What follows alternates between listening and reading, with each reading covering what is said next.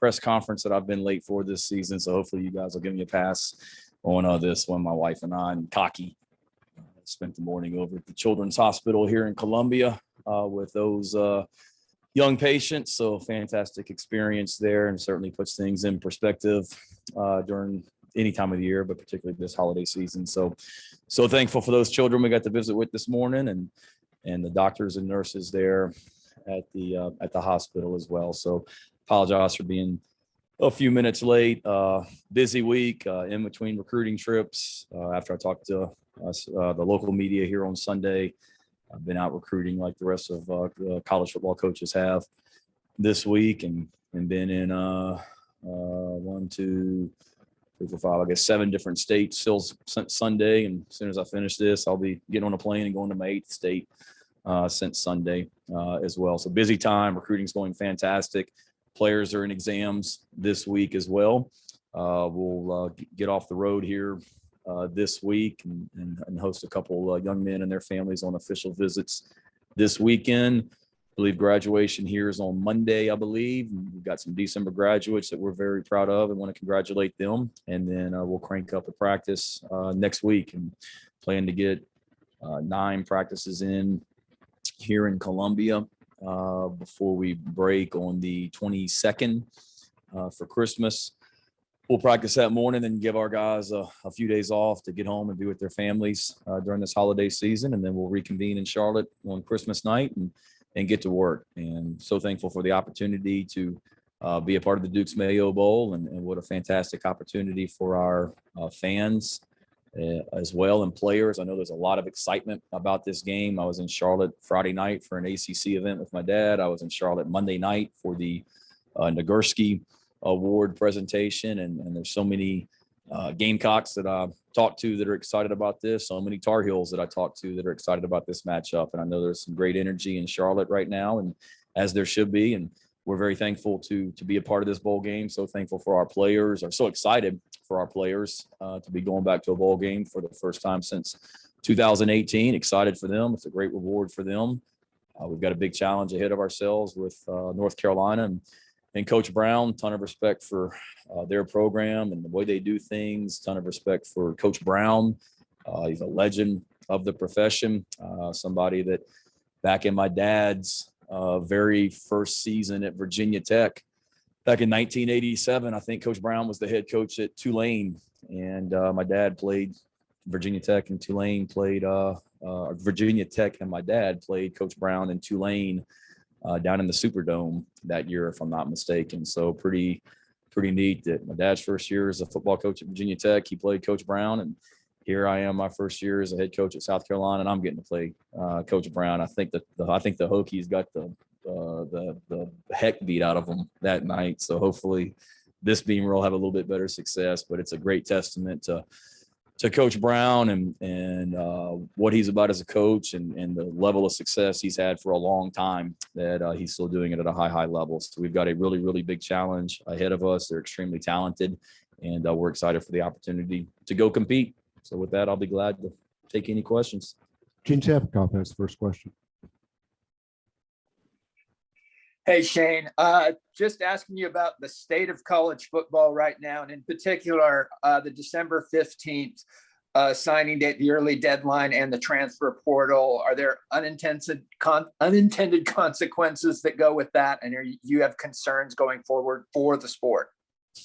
In regards to the sport, I mean, I certainly think there's, things that can always be better, and trust the decision makers that make those decisions to continue to make this sport even greater, than what it already is. And in regards to the December signing period, I'm a fan of it, Gene. From a personal standpoint, it's a grind. Obviously, as coaches, particularly ones that play in championship games last weekend, because there's a lot of young men that you're trying to get out and see in a short time period in December before signing day. But I'm a fan of it. It is tough on young men that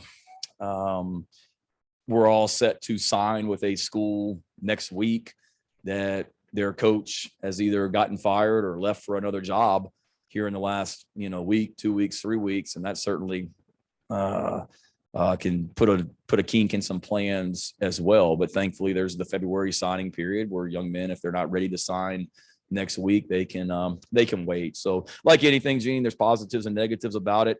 I'm a fan of the December signing period, and I think most of the prospects that I talk to are as well. Ben Portnoy.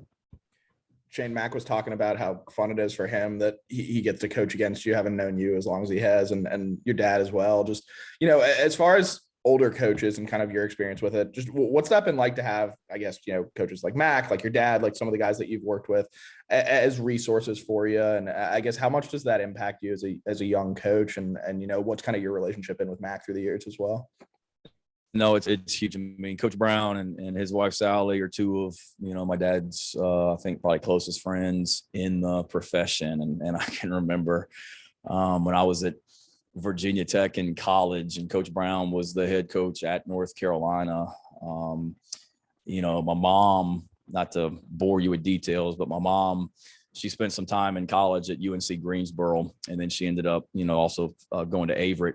But being in Greensboro, she kind of became a secret Tar Heel basketball fan. So even when I was in college, Coach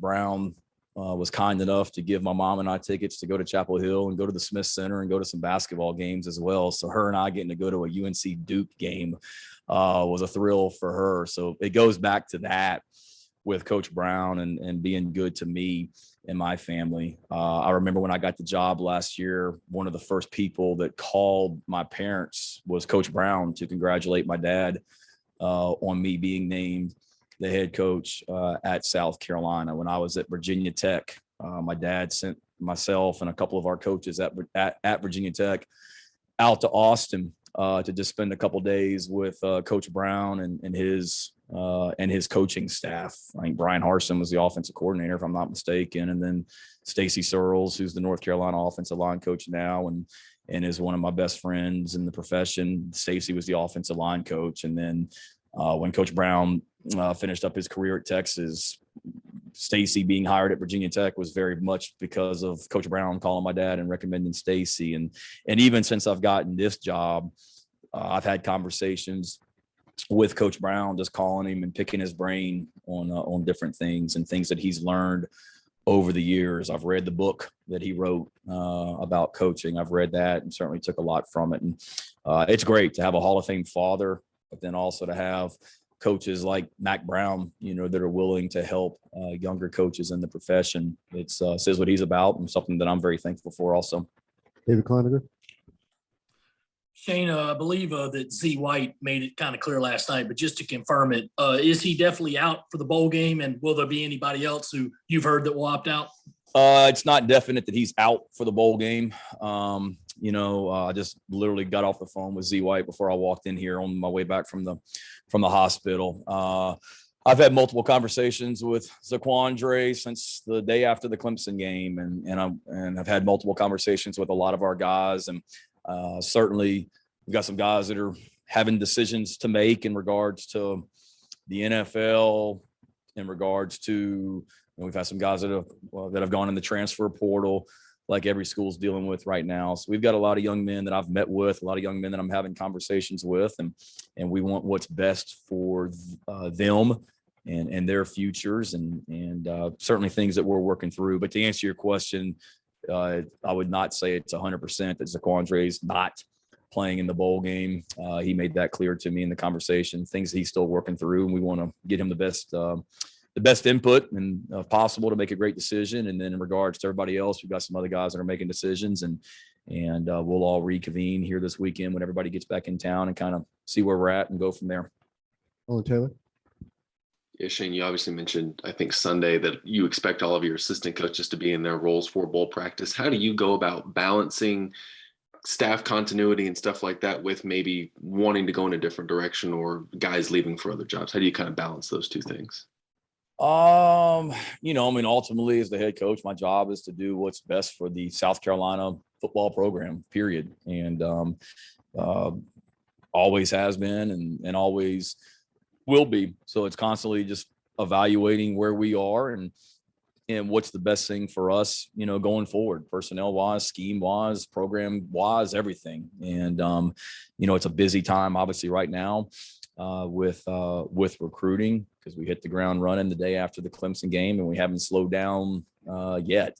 And we won't, slow down from a travel standpoint until Saturday night, I guess, is the last day that we're on the road. And then I'll be somewhere. I'll be in a home on Saturday night. And then we get back in here and kind of get full speed ahead on getting ready for signing day next week, and being here, getting ready for the bowl game. And certainly I've spent a lot of time thinking about what the best thing is for our program when I've been on airplanes and rental cars and things like that.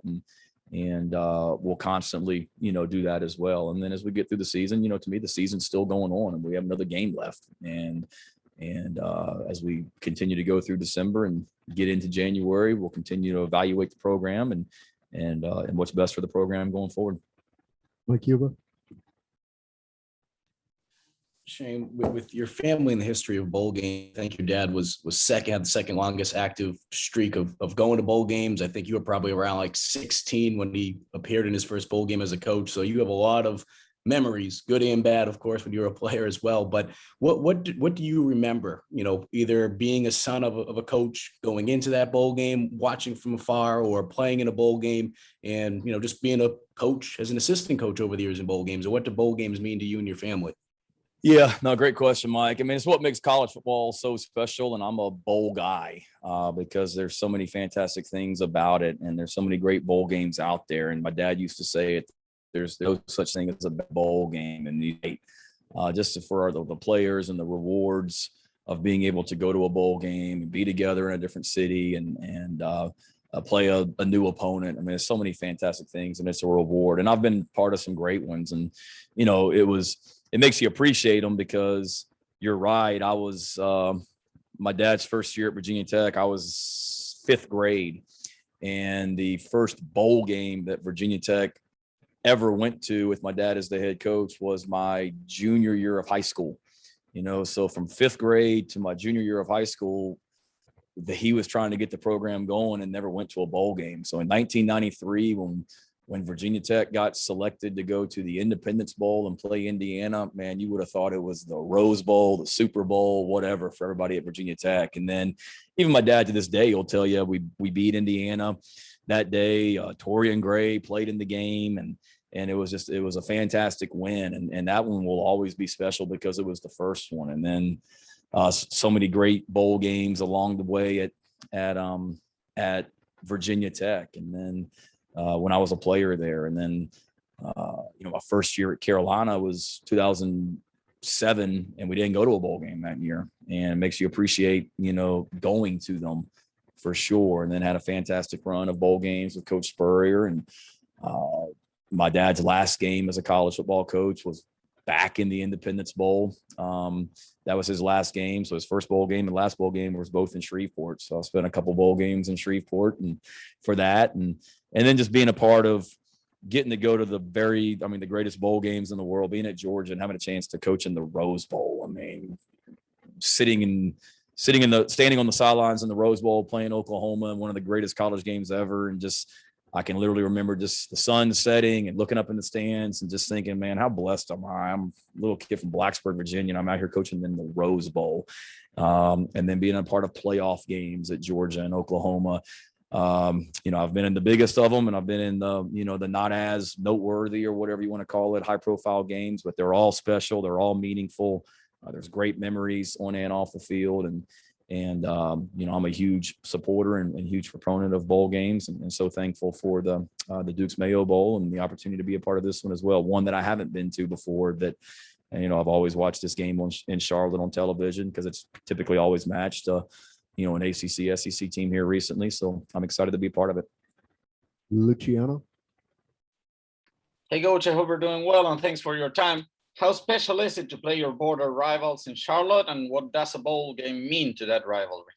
Yeah, it's great. It's a program that we have a lot of respect for, and it's neat that you have kind of the battle of the Carolinas and something that, the great people of North Carolina and the great people of South Carolina are here in this state. There's Gamecocks that live there in North Carolina. So it's exciting for For a lot of people in a program that we have great respect for, and to be able to do it, in Charlotte, a city, right up the interstate from us. It's so easy for our fans to get to, and so easy for the people of North Carolina, to get to as well is really exciting. And we couldn't be more fired up about being a part of this. Corey Diaz.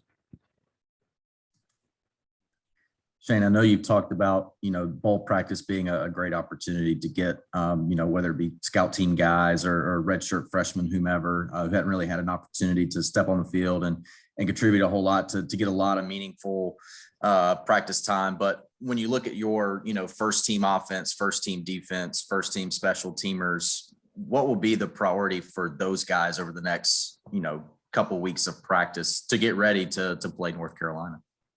Yeah, I mean, that will be the priority, Corey. We've got to get some young guys ready, but we've got to get ready to win a football game against a really, really, really well-coached and really, really, really talented North Carolina team.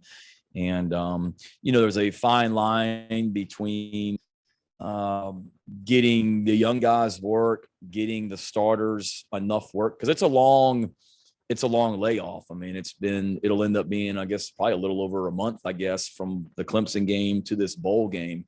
So it is a long layoff, and we've got to make sure that we're, sharp and not looking like a team that's sloppy playing game one all over again. So we'll get the young guys some work, but, our priority is to get the 2021 football team ready to go to win a football game. So,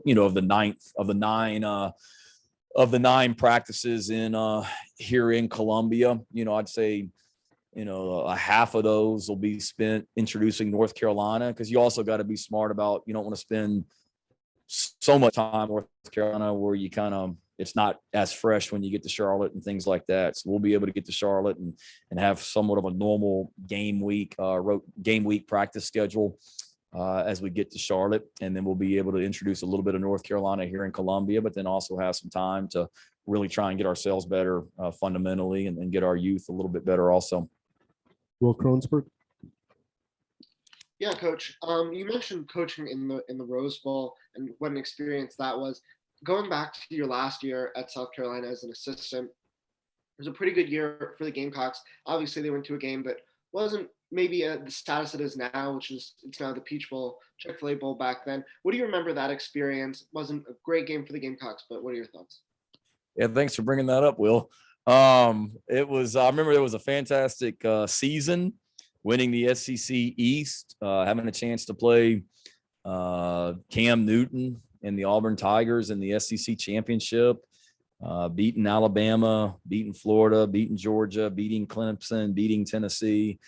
Just remember the great memories, for that season, but certainly disappointed not being able to, finish it out the right way with a win in the bowl game over in Atlanta. And I don't remember a ton about it. I remember, I think his name was Greg Reed, I believe, was the punt returner for Florida State. I was coaching special teams. I remember he popped off a couple of longer returns, and certainly those stay with you as well, that he was able to do that. But I remember it was a great environment, a ton of Gamecocks in there. Our second trip to Atlanta and back-to-back games, because we had just been there for the SEC championship. And remember what a great job the bowl game did of taking care of us, and what a fun experience it was, and just wish we had played a little bit better in the game that night.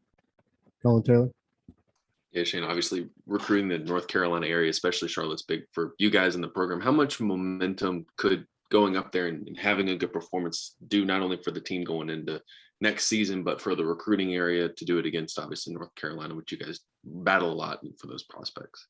I think it'd be a great statement, and you don't want to put too much into one game. I'd hope, the way we played this season and what we did this year has made an even greater statement than what winning a bowl game would. But certainly being able to beat a fantastic program like North Carolina would be a great statement for us. And year one, this is a team that was in the Orange Bowl last season and had a fantastic year last season. And to be able to beat a program like that would be a great statement for our program. And you always want to win that last game. I mean, as many good things as we did this year, it's been I don't want to say miserable, but there's certainly a bad taste still in your mouth from losing the last game. As a competitor, you want to win your last one, and we're eager to get back out on the field. And I know North Carolina's coming off a tough loss to State. We're coming off a tough loss to Clemson. So both teams are eager to get back out there and compete. And certainly winning the last game makes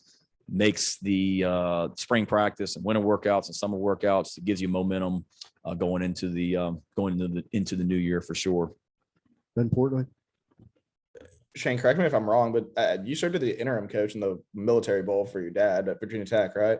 I guess just what do you kind of remember about that experience and you know, coaching in a bowl game? And I guess so now you got a 1-0 record in bowl games, if I'm not mistaken.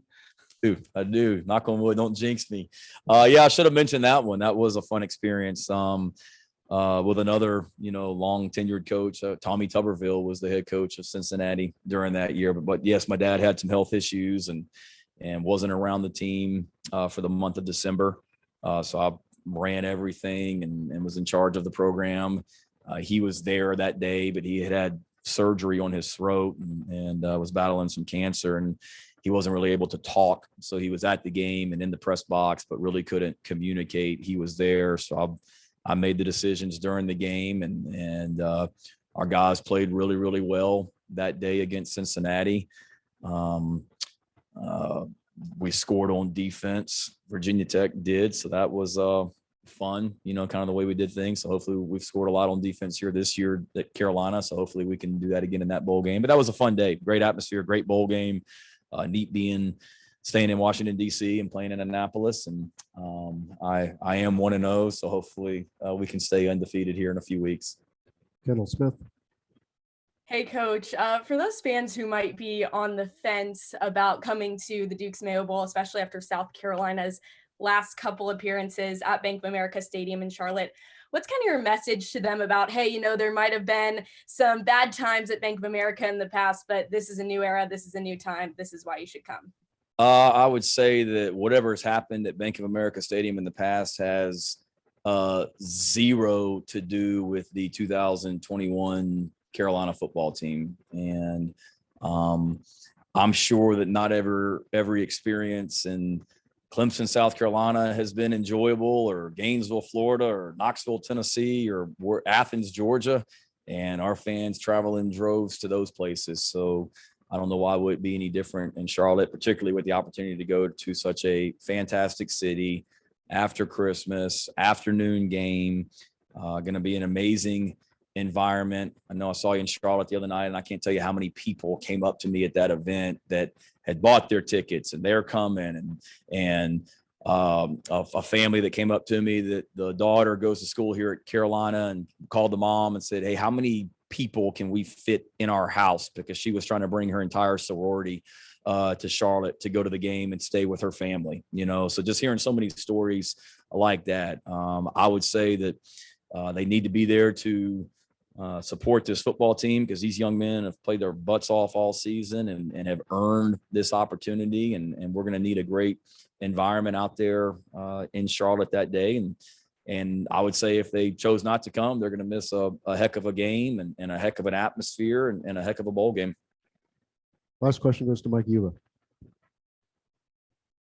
Shane, piggybacking off that bowl question earlier, I mean, there's obviously been talks over the last couple months, couple years about potentially doing a playoff expansion.